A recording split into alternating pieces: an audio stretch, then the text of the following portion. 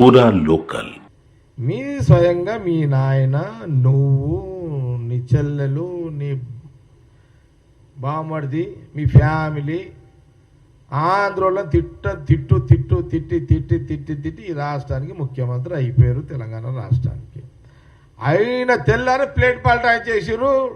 Greater election రాగానే ఆంధ్రోళ్లకు కాలికి అరికాలికి ముళ్ళు ముచ్చుకుంటే నోటి పన్నుతో పీకేస్తా అని అన్నావు. ఇలా కూడా ఆ డైలాగులు నీయే, ఈ డైలాగులు నీయే. ఇక్కడ ఇక్కడ తేడా ఎక్కడుంది కేటీఆర్ గారు? అవును, అప్పుడు నీకు తెలంగాణ ప్రజలను రెచ్చగొడితే ఎమోషన్ల రాష్ట్ర విభజన జరుగుతుంది, మీరు ముఖ్యమంత్రి అవుతారు, మీ ఎజెండా అది. ఇది అయిపోయింది.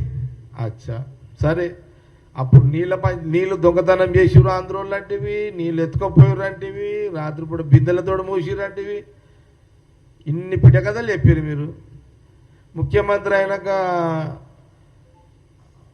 రేవంత్ మన జగన్ ముఖ్యమంత్రిగా ఎన్నిసార్లు మరి మీ నాయన ఇంటికి బంగ్లాకు వచ్చిండు?